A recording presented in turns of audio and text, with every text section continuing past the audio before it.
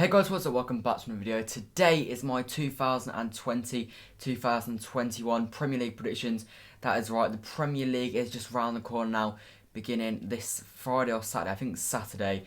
City begin the week after with an away trip to Wolves, where it looks like Phil Foden, Aymeric Laporte and Riyad Mahrez will all be missing out. But anyway, like I said, I'm going through my Premier League predictions for the season today. Before we do get into today's video though, make sure to leave a like and subscribe if you haven't already. We are pushing that 10k mark, we're about 100 subscribers off now. Let's see if we can push that before the sort of end of September, but it'll be difficult, but I think we can definitely do it. Also make sure to press that like button and push the notification bell if you haven't already, so you're notified the second upload.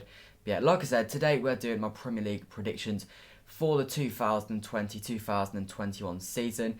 In order to do these, I went into this website, link will be in the description to the website, and I predicted every single game for the season. Obviously, this is not going to be a whole lot accurate because form will change, injuries will happen, and there's just shocks, and obviously you don't normally account for the shocks. So the teams at the bottom have less points than they'll get. Some of the teams at the top will have more points than they will get.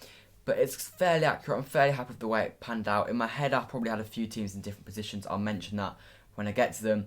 But yeah, I am going to go through from 20th to 1st my Premier League predictions. More so, like you know, I'm a Man City fan, so I'm going to try not to be too biased. And you'll probably see that I'm not actually that biased overall. So we are going to start with 20th place. We're going to go with newly promoted West Bromwich Albion. Not much business done. They have signed, however, Grady Diangana from West Ham, something West Ham fans were not too happy about. Martin Noble did actually tweet about it in disappointment. They've also signed Pereira on a permanent deal, which from my West Brom fan friend Jack, he said he's happy with it. He looks like a decent player, was very good in the Championship last season, but with those signings, I still don't think that's enough to keep them up. Bilic is an alright manager, but I think they've got a Championship squad. I think it's slightly similar to Norwich, but they've not quite got the same quality in there. I'm not sure they've got that kind of flair, kind of player that's going to take them up. They've not got the goal scorer that they need up top. They've lost the likes of Jared Rodriguez and Dwight Gale last year. They had Callum Robinson, who I think they may be signing back, or Troy Dean that they're also linked with. But neither of them, I don't think, can keep them up. So yeah, I'm going to say West Brom are going to come 20th, and on the screen there you can see I've got them to finish 20th with 28 points, so not too great for them. In 19th place, they survived on the final day of a draw to West Ham.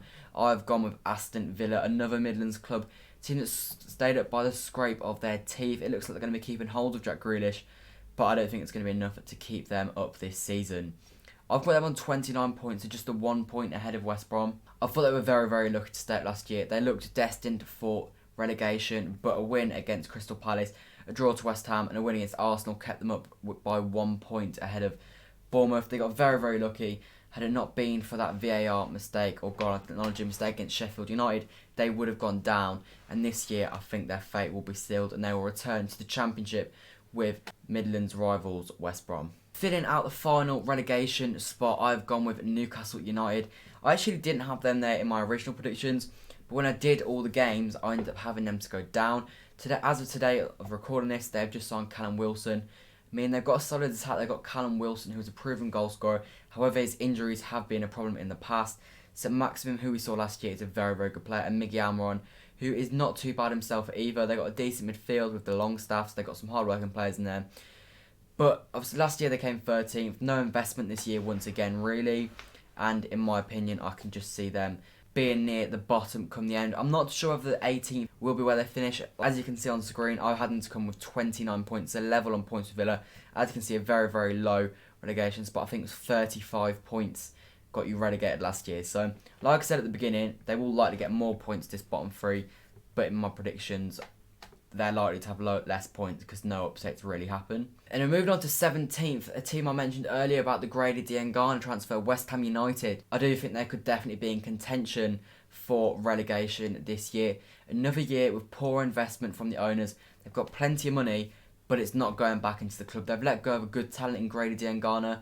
They've not got the goal scorer that they need. They've still got Haller, but he only got, 6 or 7 goals last season. And I do think they'll be fighting for their lives once again. Got David Moyes in charge, who himself is not a great manager. Personally, I think it's destined that Scott Parker will eventually head there. He's obviously well regarded over there, and I think his time at Fulham won't last too long. Yeah, I've got these to come on 30 points this season. They could easily get more. They've got a decent squad. The likes of Felipe Anderson are very, very good players, but the atmosphere over there is toxic, and I just see them struggling to get goals. And as a result, definitely being in a relegation dogfight come May. In 16th place, I just spoke about them, it's Fulham, led by Scott Parker. Obviously got promoted in the playoff final last year due to 2 Joe Bryan goals and a 2-1 win over Brentford in the playoff final. They could definitely be in contention again to go down. I had them on 30 points, level with West Ham, only 1 point above the relegation zone with Newcastle. And in terms of that bottom 5, any of them genuinely could go down. But Fulham, in my predictions, do end up staying safe by the 1 point.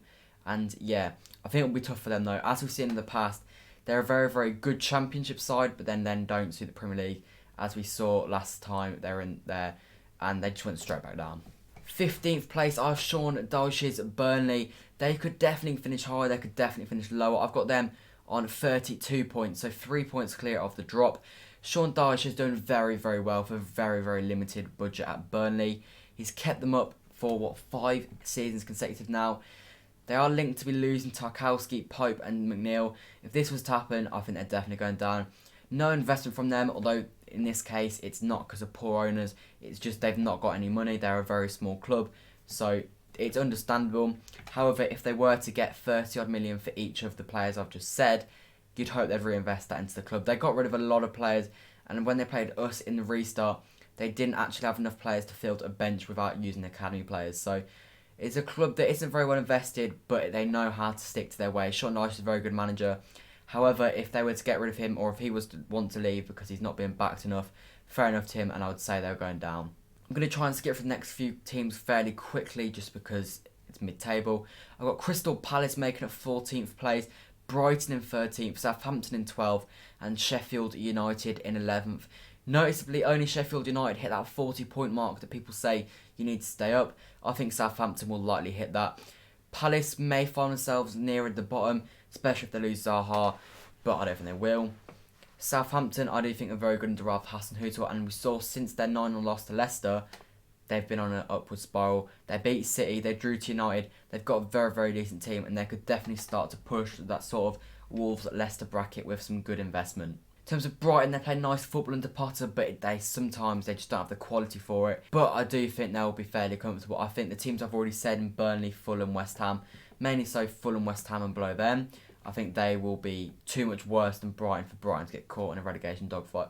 Although who knows, maybe it'll be a bit like last year where they don't stay up till sort of the last 5 or 6 games. And in terms of Sheffield United, another very good year for them this would be.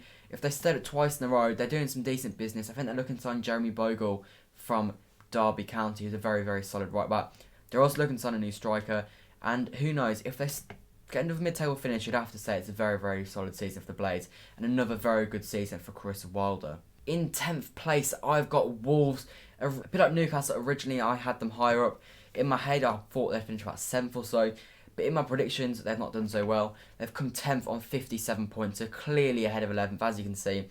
The top half just absolutely beats the bottom half pretty much every time, which is why there is such a big gap, 17 points to be exact. Wolves have done well to keep hold of some players. They've signed another Portuguese player, this sum for €40 million. They've managed to keep hold of Jimenez, someone who I didn't think they'd keep hold of. They've lost Matt Doherty to Tottenham, which isn't great, and he went very cheaply, but they have kept their key players, so I really wouldn't be surprised for them to finish significantly higher than 10th.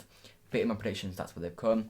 9th place, I've got Leeds on 60 points. It really is likely that Leeds will drop quite further down. I would be quite surprised, if I'm honest, if Leeds do end up finishing ahead of Wolves. But my predictions say so, they will. I rate them highly. Calvin Phillips is a very, very solid player. They've not managed to get Ben White, which is a shame for them. Who knows who they get instead of him. But yeah, I think they've got a very, very decent team. Likes Fernandez, like I said, click. I just think they've got some decent players in there.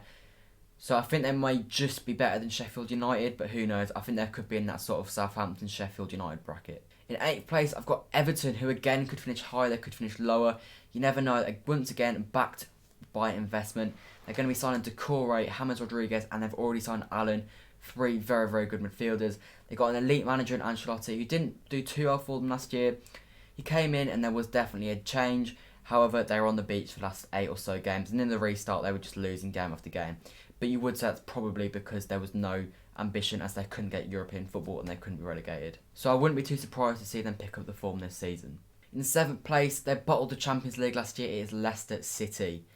I've got them on 66 points, so a few points off the top 5.